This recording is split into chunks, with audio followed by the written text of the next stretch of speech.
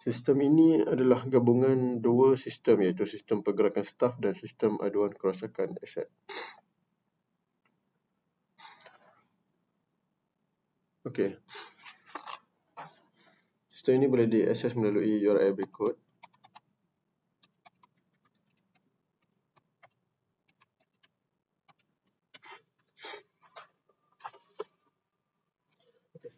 Pergerakan staf ini dibina berasaskan daripada borang kebenaran keluar ataupun borang keluar pejabat, mana secara biasanya kita mengambil borang ini di pejabat pengurusan dan mengisi semua maklumat yang diperlukan, dan akhirnya kita perlukan tanda tangan ketua unit, ketua jabatan ataupun pegawai tertinggilah untuk diluluskan.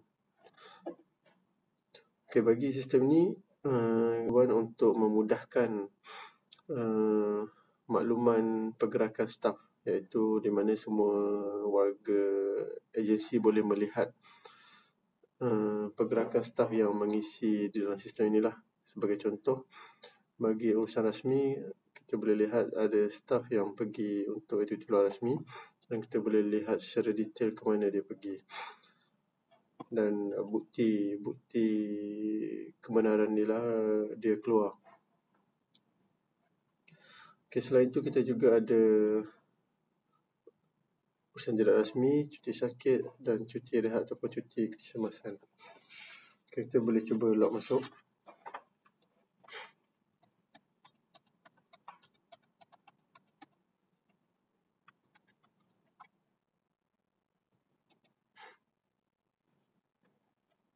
Okey, selepas login, pengguna akan dapat melihat menu berikut. Jadi kita perlu tekan kepada menu pergerakan staf. Okey, di sini kita boleh lihat terdapat 4 kategori, iaitu rasmi, tidak rasmi, cuti sakit dan EL ataupun emergency leave. Okey, bagi urusan rasmi, secara default sistem akan terus memaparkan nama dan urusan rasmi dan serta nombor kebenaran kita. Arahan ini adalah biasanya pada surat kita yang telah diminitkan. Jadi biasanya kalau urusan rasmi daripada pengarah lah. Lokasi urusan. Kategori, kita telah menetapkan 5 kategori yang biasanya staf kampus keluar. So, praktikal, mesyuarat khusus atau bengkel, aktiviti luar rasmi dan lain rasmi. So, di sini kita ada tarikh keluar. Kita buat contoh hari ini. Masa keluar pukul 8.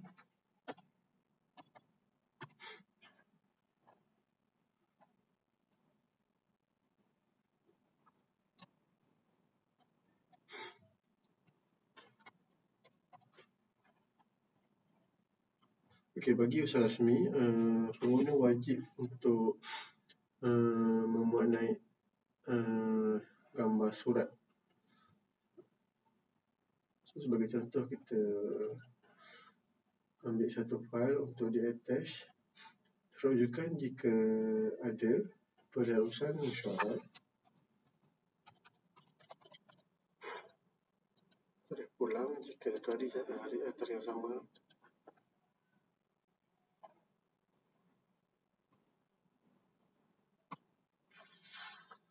Okey, di sini proses permohonan ada 3, iaitu mengisi borang permohonan. Proses 2 ialah pengesahan dan proses 3 selesai. Pengesahan bermaksud kita perlu mengesahkan kembali maklumat yang kita masukkan, dan kita boleh edit semula jika perlu. Dan jika semua maklumat betul, kita boleh sahkan. So, di sini pergerakan hari ini akan dipaparkan di sini. Maksudnya di sini ahli jabatan boleh melihat urusan kita. So, di sini dia keluar di kotak hari ini. Kalau tarikh tu akan datang, dia akan keluar di sini. Okey. Kita cuba untuk tidak rasmi. Sama saja macam tadi. Urusan kita boleh letak di mana-mana lah. Urusan tidak rasmi. Ini adalah yang untuk kebiasaannya kita keluar untuk update. So biasanya macam 4 jam pergi ke klinik, pergi appointment. So kita boleh pilih hari ni. Kita cuba petang.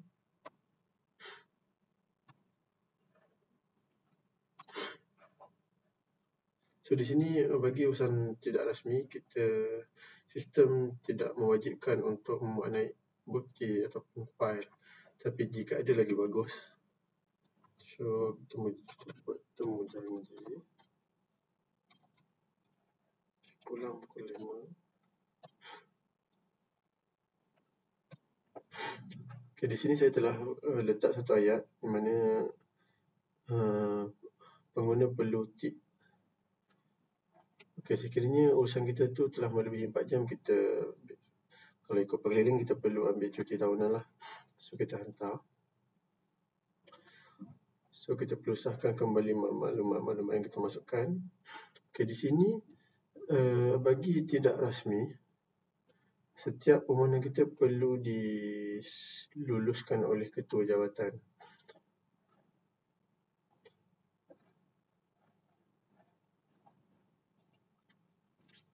Okay, bagi cuti sakit,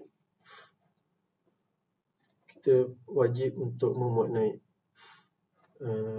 gambar MC supaya kerani cuti boleh merekodkan kita punya MC. Kita buat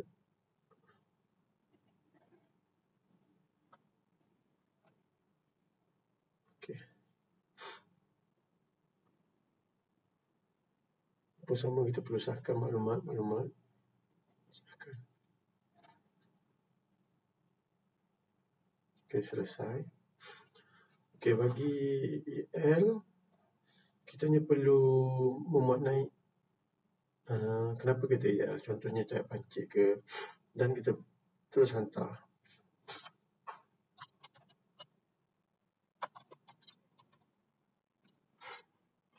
Dan peringatan anda jika lelaki membuat permohonan cuti rehat dihembus. Sebab sistem ini tidak berlink dengan Hermes. So sini sistem ni hanyalah untuk memaklumkan kepada warga kampus kita tak ada di pejabat. So kita hantar.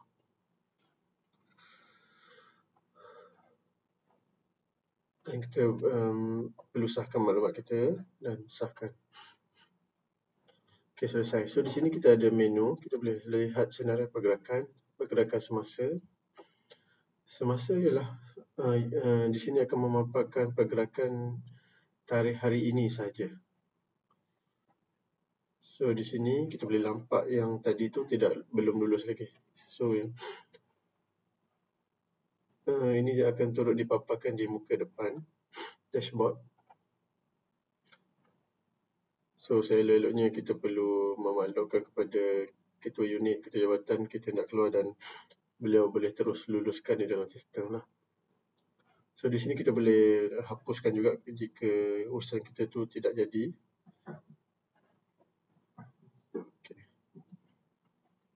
Okay, selesai. Selesai ni akan menunjukkan urusan telah selesai lah. So kalau esok ataupun lusa dia akan tunjukkan lah yang hari ini kita punya permohonan tu. So kita juga ada button kemas kini. Jika kita berubah jawatan ataupun berubah jawatan, kita boleh update di sini lah. So simpan. Okay.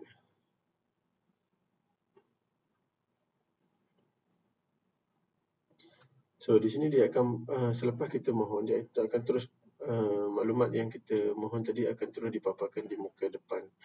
So di sini kita boleh nampak, semua orang boleh nampak kita punya permohonan. So yang tadi tu belum lulus. Berjanji cuti rehat. Dan di sini kita akan keluarkan satu ikon yang mana masih belum mengisi bonus. So di sini setiap permohonan cuti kecemasan ni, kerana cuti perlu verify sama ada pemohon tu telah mohon di dalam sistem Hermes. So So yang tadi MC sebab kita isi untuk esok, so dia tidak paparkan lagi hari ni. So kita cuba masuk bagi paparan ketua unit.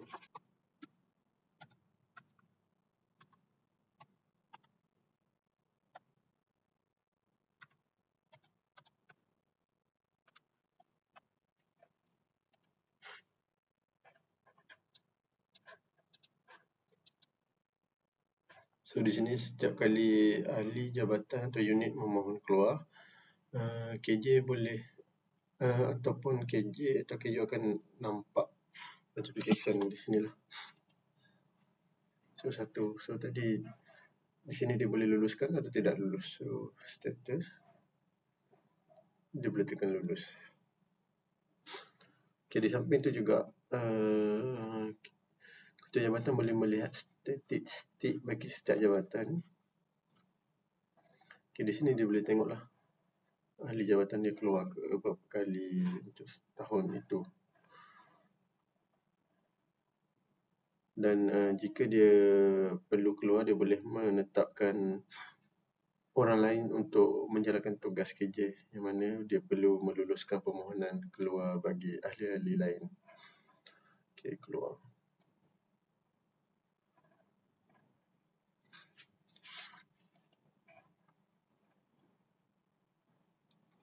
Okey, di sini kita boleh lihat permohonan tadi telah diluluskan di dalam sistem.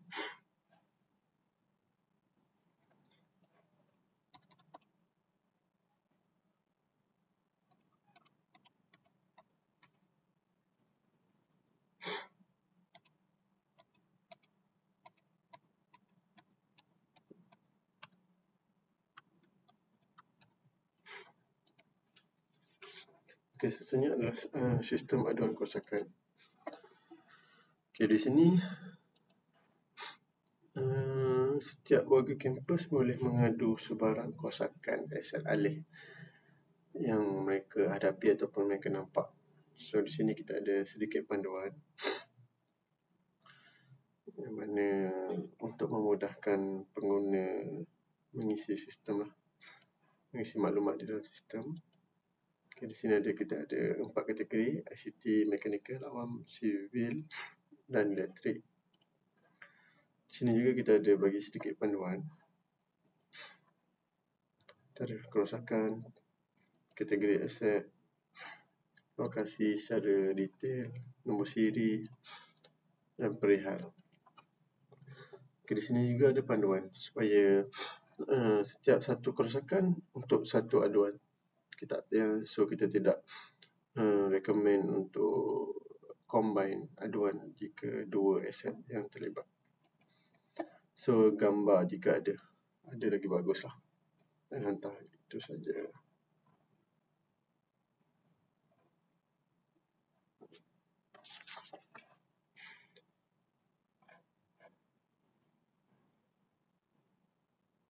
Okey, bagi paparan admin bagi aduan kerosakan, di sini setiap admin ataupun yang menguruskan kerosakan boleh melihat secara detail setiap aduan. So di sini saya di kampus adalah pegawai teknologi maklumat dan saya boleh melihat sebarang aduan bagi aduan kerosakan ICT. So di sini kita ada juga meletakkan statistik maklum balas, iaitu berapa lama respon yang diambil oleh setiap juruteknik komputer ataupun penolong jutera.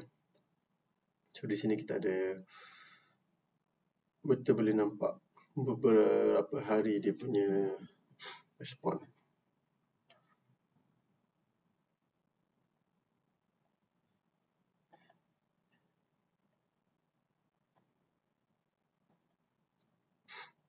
Okay, di sini juga kita ada bilangan aduan telah berjaya diselesaikan mengikut unit. So kita boleh lihat dari graf dan juga penilaian oleh pengadu. So di sini kita boleh nampak aduan selesai.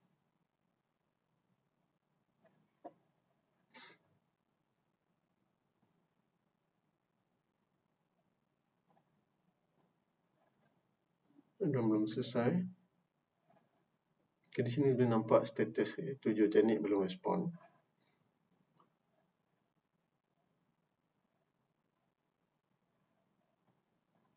Dan juga permohonan perolehan. Yang mana setiap aduan tidak semestinya boleh diselesaikan oleh teknisian. Mungkin perlukan permohonan. So di sini mereka boleh meletakkan berapa anggaran yang diperlukan. Jadi pihak pengurusan boleh terus mendapatkan maklumat secara total lah untuk dipohon dengan ibu pejabat. So di sini alat ganti kita boleh nampak anggaran adalah RM12,000, selenggara dan 35. So mudah bagi pengurusan untuk memohon peruntukan, tidak perlu meminta daripada teknisian banyak kali.